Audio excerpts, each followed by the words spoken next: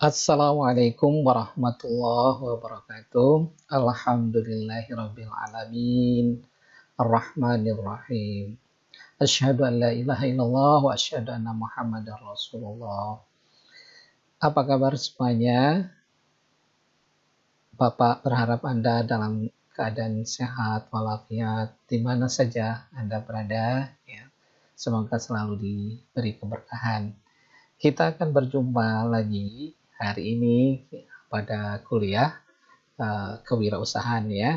Nah, dengan subtopik pada saat ini adalah cara mendirikan usaha baru. Nah, keren nih.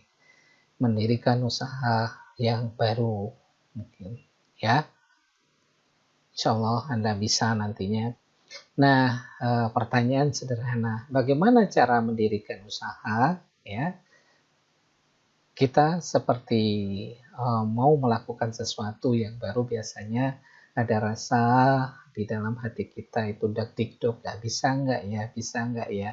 Ini harus ditumbuhkan keyakinan yang kuat, jadi agar kita bisa benar-benar nanti mempunyai kemampuan. Nah, kita harus meyakinkan diri, munculkan dari hati diri kita sendiri bahwa saya bisa, ya. Tapi kalau Anda misalnya mempunyai sikap, wah mungkin nggak bisa, kemungkinan nggak bisa, itu biasanya ada kecenderungan Anda tidak bisa melakukan itu. Tapi tanamkan bahwa Anda bisa, ya. Jadi kenapa demikian? Kalau demikian, Anda meyakini berniat demikian itu, semua energi yang ada di tubuh kita, di pikiran kita dicurahkan ke arah sana.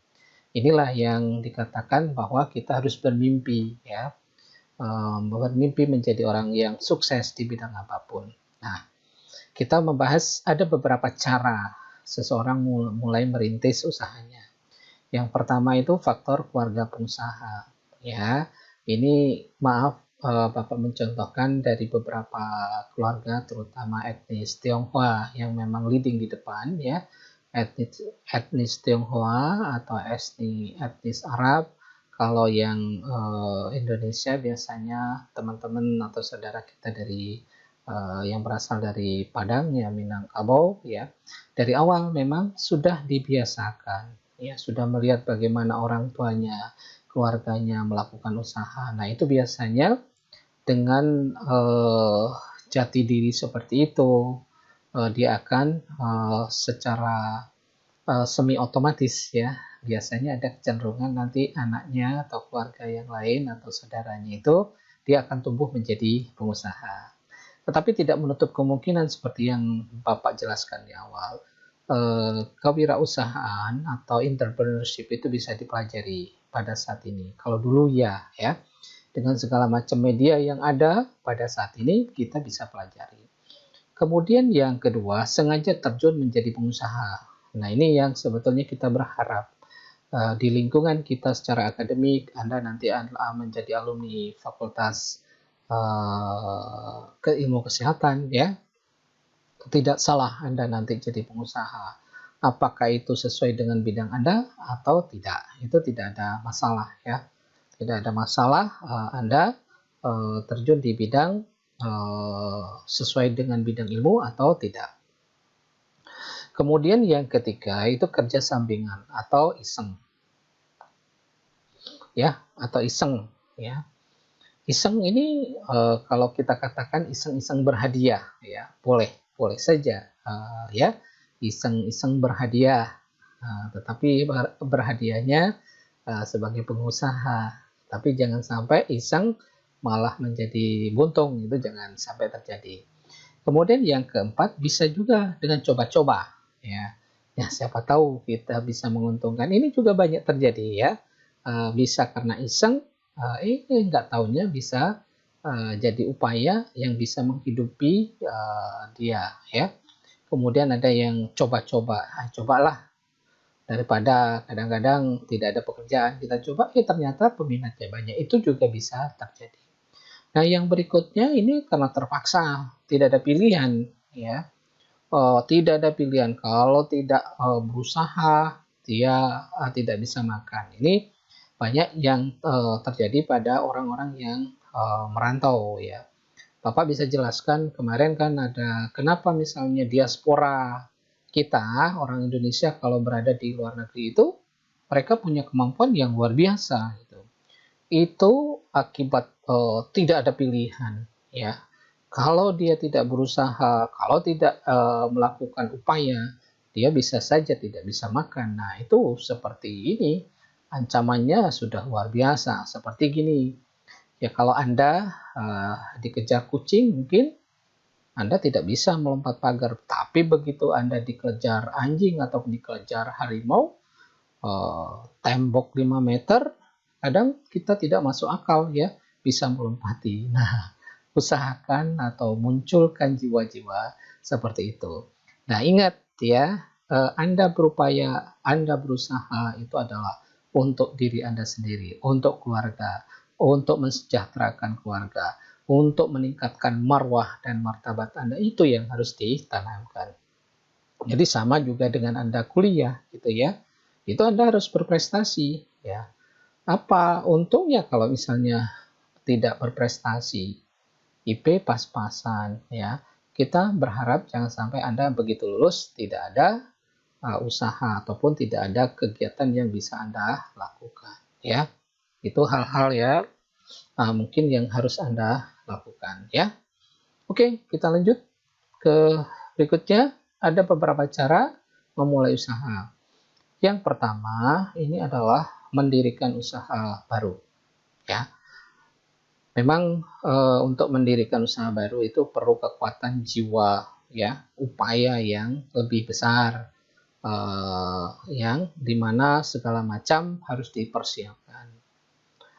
Tetapi bukan tidak bisa, itu bisa saja, tinggal tekad bagaimana Anda melakukan sesuatu itu ya. Jadi Anda bisa melakukan sesuatu itu dan tanamkan bahwa Anda bisa melakukan usaha baru. Nanti apa persyaratannya bisa kita jelaskan di setelah ini.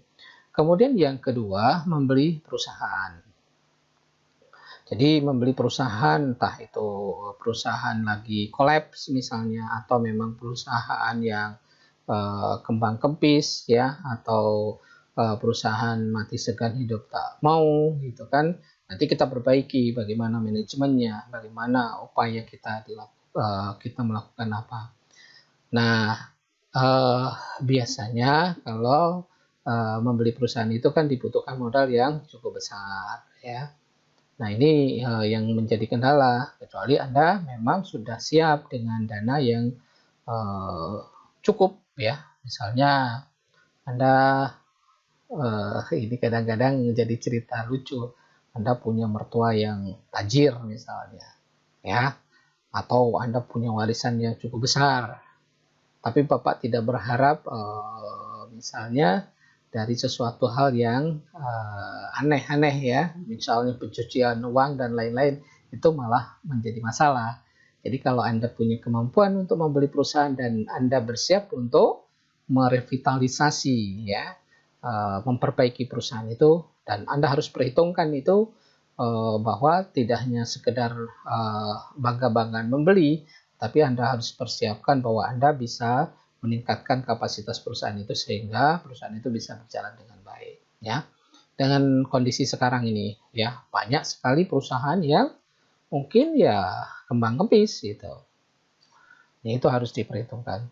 Kemudian yang ketiga, kerjasama manajemen dengan sistem waralaba atau franchising ya, yaitu memakai nama manajemen perusahaan lain.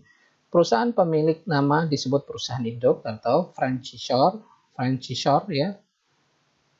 Kemudian perusahaan yang menggunakan franchise ya. Jadi ini Anda sudah bisa melihat contohnya di Bengkulu ya. Ini juga perlu modal juga. Ya nanti tergantung perjanjiannya seperti apa dengan perusahaan induk ini, franchisornya seperti apa, kemudian modalnya berapa yang harus disetor, kemudian apakah Anda menyiapkan lahan bangunan, termasuk modalnya berapa yang harus disetorkan. Nanti Anda juga bagi hasilnya seperti apa itu biasanya dituangkan dalam surat perjanjian yang sama-sama ada tugas dan kewajiban yang saling mengikat. Nah, ini ya kalau franchisor ya, dukungan apa keuntungannya ya? Nah, dukungan manajemen yang diberikan oleh franchisor berupa misalnya pemilihan lokasi usaha. Nah, ini sangat diperhitungkan ya. Dari perusahaan franchisor ini akan memberikan rekomendasi, misalnya ada lokasi, walaupun lokasi itu termasuk milik Anda, kalau lokasinya tidak potensial, biasanya franchisor itu menyarankan atau merekomendasikan tempat lain, ya. Jadi itu, jadi ada yang bisa kita ajak diskusi. Kemudian bentuk bangunan, bentuk bangunan itu pasti sama, persis, ya. Mulai dari gedungnya, kemudian layoutnya nanti ya, catnya, penataan ya, layout gedung dan ruangan juga akan sama ya. Kemudian peralatan yang diperlukan, standarnya seperti apa, itu akan juga termasuk ke lampu, jarak lampu ke lantai, juga ukuran lampu seperti apa, itu semua sudah ditentukan oleh franchisor. Kita udah nggak usah mikir-mikir lagi. Kemudian rekrutmen atau pemilihan karyawan juga mereka yang laksanakan dengan standar tertentu ya. Kemudian penentuan atau penyediaan bahan baku atau produknya juga mereka sudah siapkan. Dan juga termasuk iklan bersama. Jadi Anda sebetulnya sangat diuntungkan kalau franchisor ini. Ya memang ada keuntungan dan kerugiannya. Anda tidak bisa menentukan sendiri. Misalnya Anda mau masukkan kebetulan ada kenalan Anda mau memasukkan ini yang mau dijual ya, produk yang mau dijual itu tidak bisa sembarangan. Jadi harus melalui franchisor ini. Nah, ini Anda sudah bisa melihat ini contoh-contoh ya yang mungkin ada di Bengkulu ya, ada sebagian yang tidak ada di Bengkulu. Ini Bapak terpaksa menyebutkan merek ya, ada McD, ada Pizza Hut ya, dan Donat ya. Kalau di Bengkulu itu KFC ya, CFC juga. Nah, yang lokal ada juga yang lokal misalnya rumah makan sederhana itu termasuk franchisor ya. Rumah makan sederhana tapi tidak sederhana ya. Nah, itu yang ini. Kemudian yang berikutnya ya, Bapak harus sebut biar Anda tahu ya, Indomaret, Alfamart itu semuanya itu adalah franchise. Paham ya? Bisa dipahami. Oke? Nah, siap berwirausaha kan? Ya, mudah-mudahan Bapak selalu berdoa Anda punya kemampuan dan kekuatan untuk melakukan itu dan jangan pernah Anda istilahnya kalau Bapak istilahkan itu mengurung diri atau membatasi diri bahwa Anda nggak bisa. Kalau Anda sudah mengatakan tidak bisa biasanya itu pekerjaan, jadi tubuh Anda menyiapkan diri bahwa secara ini seolah-olah Anda dihipnotis bahwa Anda tidak bisa. Tapi selalu kembangkan, saya bisa Pak, saya akan usahakan semaksimal mungkin. Gitu ya. Banyak pengusaha itu bukan dari keluarga pengusaha, tapi dari ketekunan, tekad yang kuat, dan mimpi yang besar. Ya. Jangan seperti kata di dalam tempurung. Oke, jenis bidang usaha. Nah, jenis bidang usaha di kita itu sangat luas sekali ya. Nah, terutama Anda nih yang di bidang kesehatan itu sangat potensial sekali. Terutama ini sebetulnya kesempatan yang baik ya, kondisi pandemi itu usaha di bidang kesehatan itu ya. Sektor jasa, jasa apa saja ya, layanan ya. Ini dia bergerak di layanan jasa ya. Misalnya ini Anda bergerak di jasa salon kecantikan misalnya, itu kan ini sangat besar. Kemudian spa dan lain-lain, olahraga kesehatan senam dan lain-lain itu yang diarahkan misalnya meningkatkan imunitas tubuh ya. Nah, urusan dengan keputrian atau perempuan itu salah satu usaha yang potensial untuk Anda itu. Ya, tapi yang harus yang bagus ya, jangan sampai malpraktek gitu kan. Banyak usaha kecantikan dia tidak punya kemampuan, suntik sana, suntik sini apa ya, yang itu yang menimbulkan masalah. Tanam benang lah ini. ya. Jadi akhirnya menimbulkan masalah, tetapi Anda harus punya keahlian di situ. Kalau perlu setelah lulus Anda misalnya kursus lagi, berusaha lagi ini di bidang itu. Boleh, tidak salah ya untuk menambah keterampilan. Kemudian sektor industri ini juga di Bengkulu sangat luas karena memang industri di Bengkulu ini masih sedikit, tidak bisa dibandingkan dengan di Jabodetabek ya, Jabodetabek ya. Di situ hampir semua industri ada. Nah, tinggal support sistemnya bagaimana ya dengan Pemda yang ada. Nah, sebetulnya yang potensial ya yang sudah ada untuk mendukung industri yang ada. Contoh misalnya industri pengolahan sawit ya, industri pengolahan karet gitu. Ya, walaupun tidak besar, tapi yang ini yang kira-kira sampai misalnya kalau industri sawitnya sampai minyak goreng misalnya. Itu kan potensial sekali ya. Nah, industri yang lain misalnya yang tidak kalah pentingnya ya, ini sektor tambang. Sektor tambang di sini ya lumayan besar ya. Kita punya batu bara, punya mungkin biji besi ataupun yang lain ya, sektor batuan, galian dan lain-lain, emas ya. Nah, emas itu ya mungkin karena sudah dari zaman Belanda, sekarang tidak terlalu masif lagi ya, sudah habis. Kalau kita lihat di Lebong itu ada lubang kacamata itu ya, itu meninggalkan ya sisa-sisa keprihatinan sebetulnya. Nah, tinggal bagaimana kearifan, apakah bisa nggak dikembangkan menjadi usaha yang jasa yang lain, misalnya untuk pariwisata ya, karena memang daerahnya lumayan bagus dan ya ada bisa dijadikan wisata sejarah dan lain-lain. Nah, itu yang harus kita tangkap ya. Mungkin Anda ada yang dari Lebong, Bapak tidak tahu ya. Ya, yang dari Lebong tuh gimana caranya lubang kacamata itu menjadi sesuatu yang menarik, menjadi wisata. Itu kan menarik sekali itu. Lubang kacamata sudah barang tentu, disiapkan komunitasnya, kemudian disiapkan sarana dan prasarananya, atau kalau perlu ada homestay di situ. Yang ini kadang-kadang orang yang terutama dari luar daerah atau luar negeri itu mereka pengen sesuatu yang asri, yang tidak terlalu kota benar gitu ya. Jadi yang original yang ada di sana dengan makanan mungkin ala ala kampung tapi bergizi serta sehat ya. Kemudian steril. Anda kan di bidang kesehatan itulah nilai tambah atau yang harus Anda tonjolkan supaya Anda bisa bersaing dengan yang lain, tidak ikut-ikutan ya seperti yang Bapak katakan itu. Kita kadang-kadang latah terhadap sesuatu yang orang lain lakukan, tetapi kita tidak bisa membuat sesuatu berinovasi yang kira-kira orang lain tidak bisa. Nah, itu yang harus kita lakukan. Jadi orang lain mengekor kita boleh, tapi kita jangan mengekor mereka.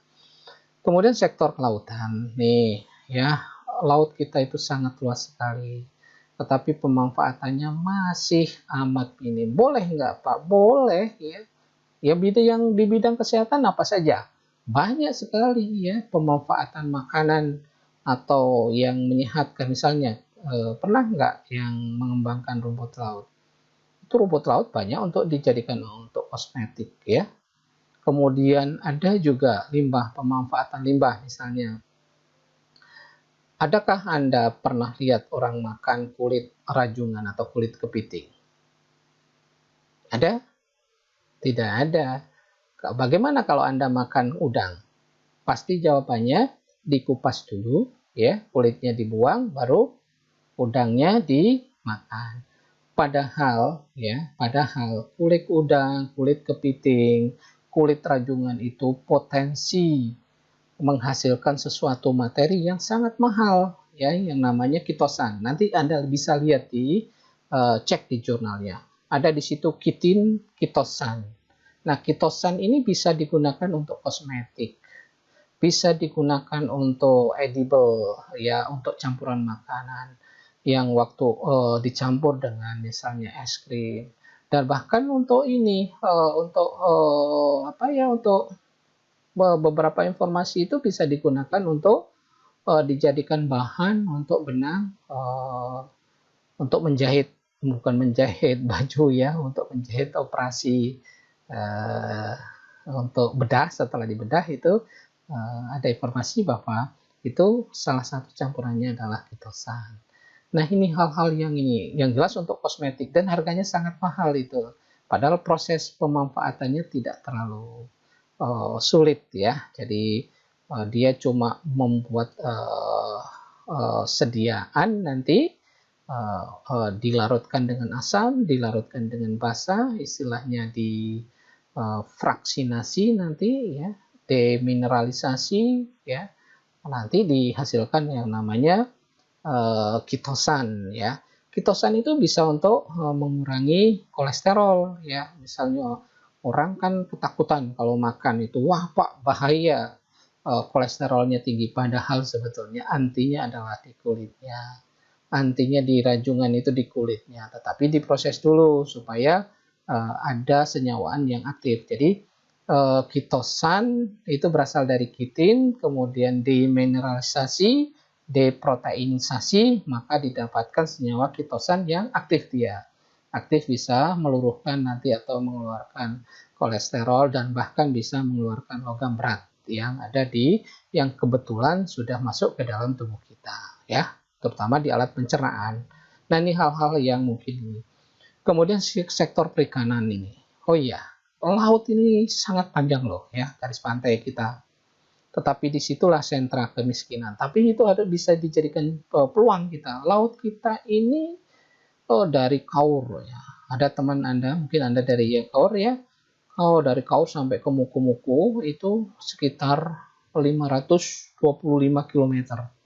Tetapi di situ sentra kemiskinan. Nah, ini tantangan dan jadi peluang bagi kita. Belum lagi, ini yang Bapak katakan mumpung ingat ya ke Anda. Adakah di antara Anda, di daerah Anda yang mengembangkan garam? Sedih juga ya. Padahal teknologi garam, pembuatan garam itu sangat sederhana. Kita di daerah kepulauan, laut kita, garis pantai kita sangat panjang. Tetapi pertanyaannya kan sering terdengar itu, dari mana garam kita dapatkan? Bahkan garam pun impor, kan lucu gitu loh ya. Jadi lucu kita ini. Nah, ini kan butuh kekuatan yang besar dari kita semua. Ayo kita kembangkan masing-masing. Kita kuatkan, kita bergandengan tangan ya, untuk kepentingan Anda semua, untuk kesuksesan Anda, untuk keluarga Anda. Kita pelajari bagaimana teknologinya dan buat usaha. Tidak ada cerita itu rugi. Wong air laut tinggal ambil dia. Ada yang beli air laut, tidak. Tinggal membuat dijadikan sebagai garam. Teknologinya bagaimana? Teknologinya sudah banyak yang bisa dilakukan, tinggal cari teknologi yang cocok dengan kondisi kita di Bengkulu. Ya, itu. Kemudian sektor perikanan. Ini apa lagi? Ya, ini juga jadi pemikiran kita, mau ikan laut terutama. Itu perikanan laut itu yang belum tergarap. Armada kita masih kecil-kecil. Ada pernah teman yang cerita ya. Jadi di laut lepas sana nelayan yang dari luar ya, terutama dari negara tetangga kita, itu pesta pora ya, kayak supermarket aja di lautan itu. Kenapa? Karena ikan kita atau kita belum memanfaatkan sumber daya ikan kita, sementara mereka memanfaatkan. Mereka punya kapal yang siap, begitu ditangkap ikannya langsung mereka bikin olah sampai ke jadi kaleng ya, sudah diawetkan dalam bentuk kaleng. Nah, kan luar biasa. Sementara kita, kapal kita atau perahu kita itu paling 5 mil laut sudah selesai, sudah tidak bisa sampai ke tengah. Pergi pagi, pulang sore gitu ya. Sementara kapal mereka bisa berbulan-bulan, bisa 6 bulan, dan begitu keluar dari kapal itu sudah dalam bentuk ikan jadi dan siap jual. Kan luar biasa seperti itu. Ya, jadi itu. Kemudian sektor percetakan, periklanan, dan lain-lain ini juga menjadi menjanjikan ini, apalagi mau pilkada. Wah, luar biasa itu. Nah, ini kan perlu kejelian kita. Kemudian sektor seni juga banyak sekali. Seperti kalau Anda ada kesempatan ke Jogja ya, mereka semua banyak potensi yang bisa mereka kembangkan. Nah, ini kalau kita harus pelajari, harus kita ambil hikmahnya, kita ambil sesuatu yang baik supaya daerah kita berkembang, dan itu menjadi upaya kita atau usaha kita gitu untuk sumber kehidupan kita. Ini sektor pariwisata ini luar biasa kita sebetulnya. Ini kita kan kebetulan Universitas Muhammadiyah Bengkulu atau UMB tercinta kita ini kan sering mengadakan acara nasional. Orang dari luar sana banyak berkata, woi luar biasa, di Bengkulu ini pariwisatanya luar biasa. Tetapi di satu sisi pelayanan ya, akses termasuk angkutan, termasuk bagaimana budaya kita melayani wisata orang ini yang harus diperbaiki. Beda ya kalau misalnya kita mencontoh di Jawa, di Jogja atau di Bali, mereka itu istilahnya secara kultural sudah dipersiapkan bagaimana melayani. Nah, ini yang harus melayani wisatawan itu dengan tata krama, dengan tata ucapan yang baik sekali sehingga mereka nyaman dan betah di daerah kita ya. Jadi intinya ya, kita itu punya wisata baik pantainya bisa kita bandingkan dengan yang di Bali tidak kalah ya. Bapak juga pernah ke Lombok, kata Lombok luar biasa juga, tapi pantai kita tidak kalah gitu. Tetapi satu yang kalah ya, kalah itu di dalam pelayanan, sikap, tutur, budaya. Kita itu harus perbaiki bahwa kita harus melayani. Jangan mereka belum kadang-kadang Bapak juga malu juga, belum apa sudah ditanya ya, beli apa Pak? Gitu. Harusnya orang ya yang sederhana kita layani biar dia nyaman dulu, duduk dulu baru kita tawari ya. Belum lagi kalau ketahuan orang luar itu harganya dinaikkan. Nah, ini yang merusak citra kita yang akhirnya tidak bisa berkembang dengan baik.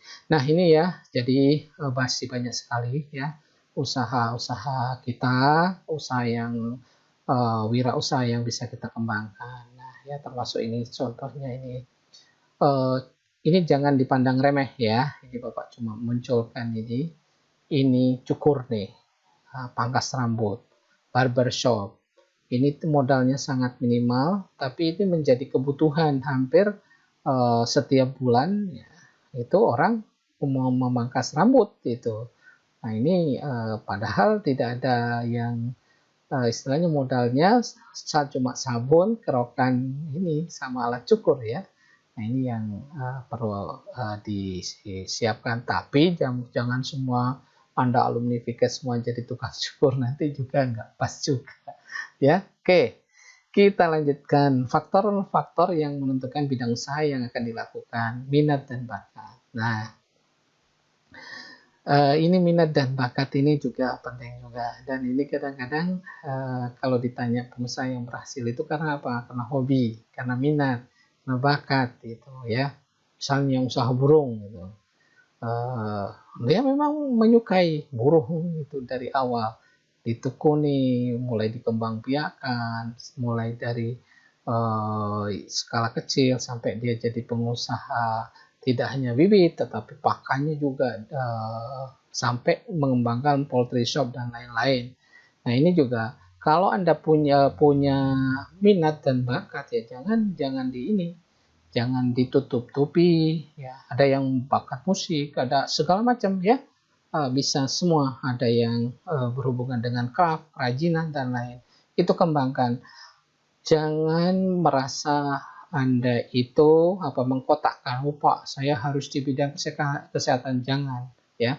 Selama itu tidak melanggar aturan, ya silahkan. Tidak salah orang kesehatan itu berwirausaha di bidang yang lain. Kemudian modal. Modal itu tidak segalanya. Tetapi kalau Anda sudah bisa memulai melangkah, berjalan, itu modal malah justru datang sendiri, ya.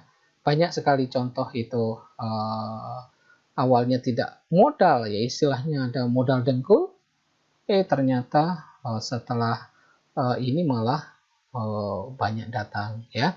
Banyak bantuan itu, terutama CSR dan lain-lain yang muncul, tapi syaratnya Anda harus sudah berusaha dulu melakukan kegiatan itu, beraktivitas, dan waktu mau mengembangkan biasanya modal itu datang sendiri.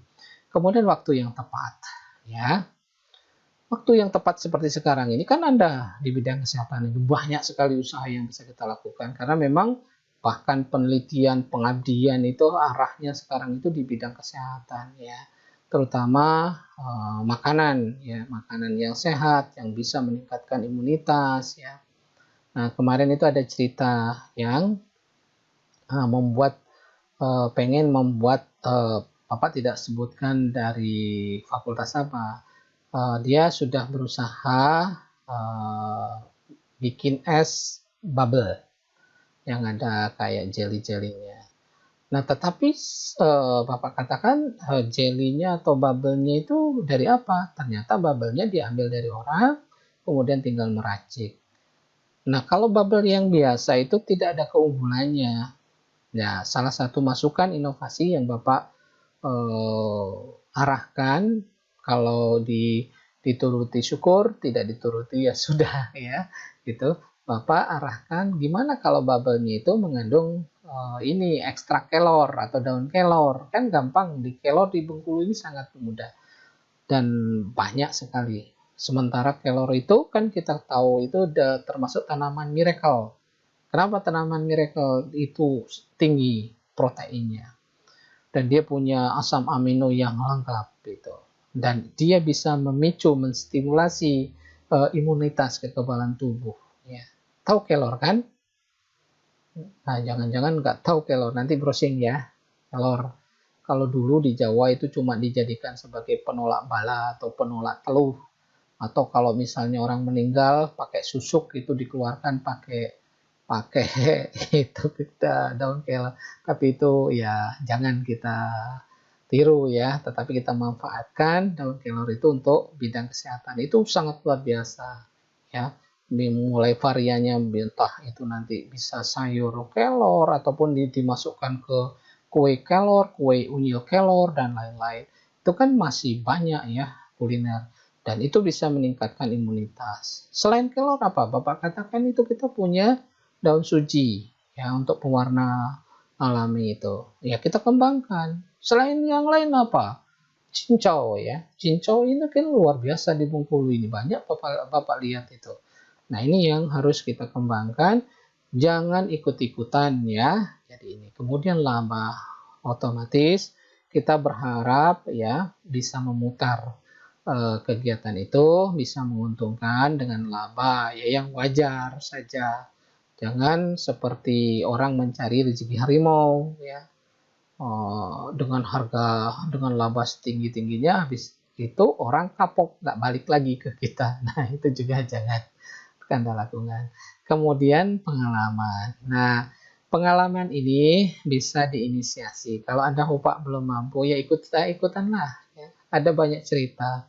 Ini kalau nggak salah ya Bapak dengar cerita ada mitris itu dulu itu tidak lebih dari pekerja ya, tetapi dia istilahnya orangnya istiqomah, apik ya, dia mau belajar, akhirnya justru melebihi tuannya. Jadi dulu kalau tidak salah pengusahanya malah sekarang udah nggak ada lagi penerusnya ya. Jadi malah yang terkenal itu salah satunya Mitris. Bukan mau mempromosikan, tidak. Ini adalah bagaimana kita meneladani sesuatu yang baik ya. Yang tidak jauh-jauh di luar Bengkulu. Nanti kan kalau di luar Bengkulu, wah Bapak kan ngecap aja itu di luar kita nggak tahu. Nah, ini salah satu contoh dan masih banyak lagi yang awalnya itu mengambil pengalaman ya.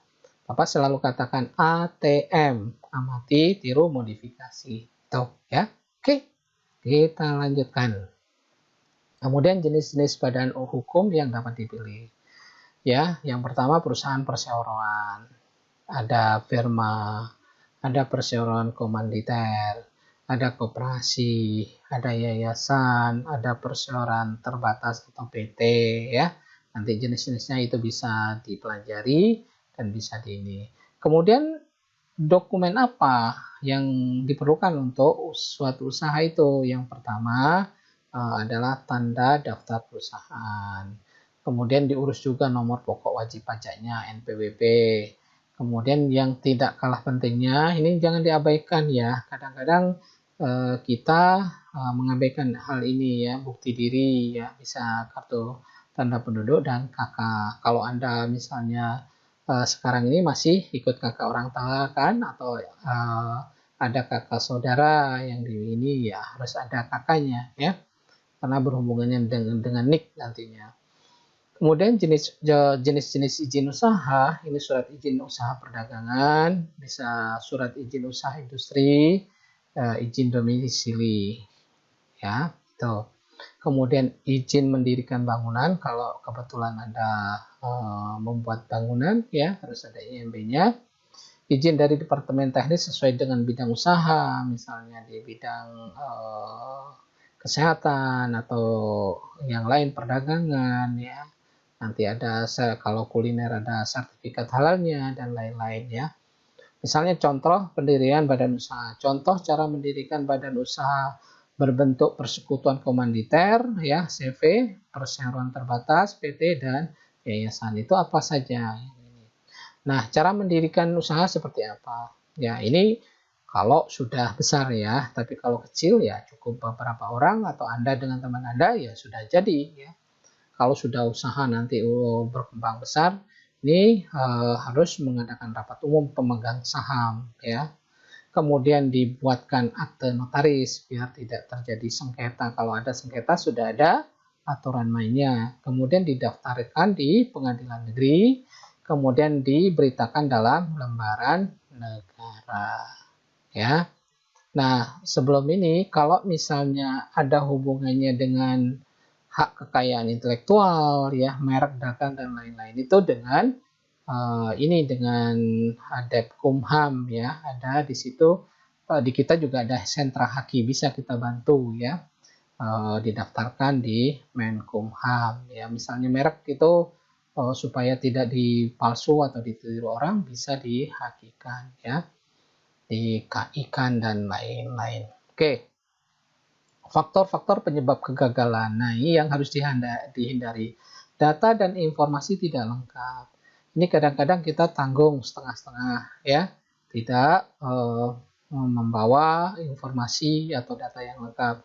Kemudian salah perhitungan ya, salah perhitungan ya, seperti sekarang ini kan kita harus bisa menganalisis apa sih potensi yang bisa kita lakukan ya. Pada saat ini dengan kondisi pandemi itu yang tidak bisa ditinggalkan itu kan soal makanan. Kita harus makan yang bergizi. Ya, sementara vaksin belum ada. Ya, vaksin belum ada, bagaimana caranya? Ya, itu makanan yang bergizi yang bisa meningkatkan imunitas. Nah, itulah Anda harus bisa bergerak di situ atau kita semua bergerak di situ. Ya, bisa menyusun menu yang baik, ada sumber proteinnya yang bagus, ada sumber karbohidrat yang bagus ya. Dengan sumber misalnya ada variasi, ada beras merah, beras hitam, beras putih, ketan merah dan lain-lain. Dan itu bisa divariasi dalam bentuk lemang, dibentuk dalam tape ya.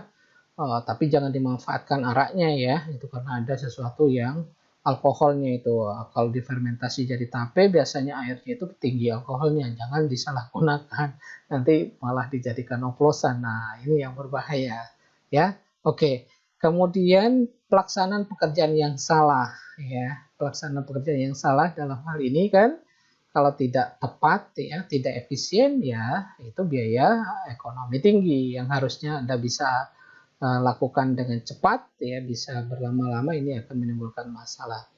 Kemudian kondisi lingkungan ya, ini juga kalau franchise ini kondisi lingkungan ini sangat diperhatikan sekali. Jadi sampai ke jarak antara bangunan yang satu dengan pesaingnya, kompetitornya itu diperhitungkan, ya. Jadi apakah ini kan ada istilah kenapa banyak di tikungan itu ada rumah makan, ya. Ini kan ini karena ini kalau perusahaan yang bonafit itu diperhitungkan, memang mereka ambil di dekat tikungan. Kenapa?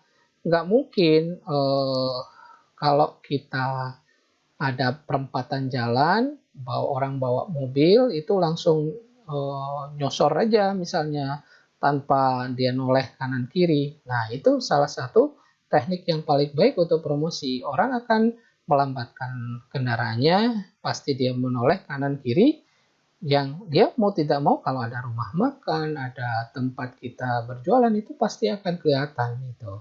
Tetapi beda misalnya di jalan bebas hambatan, ya siapa orang mau menoleh itu bisa tabrakan nantinya. Nah itu yang sesuatu yang harus dipertimbangkan nanti di dalam memilih lokasi ya. Kemudian unsur sengaja, ya, unsur sengaja ini ya bisa saja terjadi.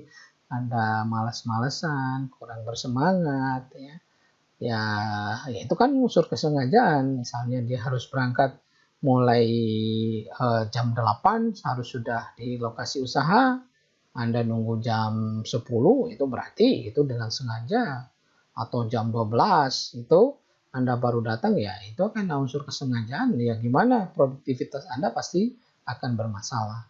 Nah yang tidak kalah pentingnya kalau ini ya force major ya, bencana alam.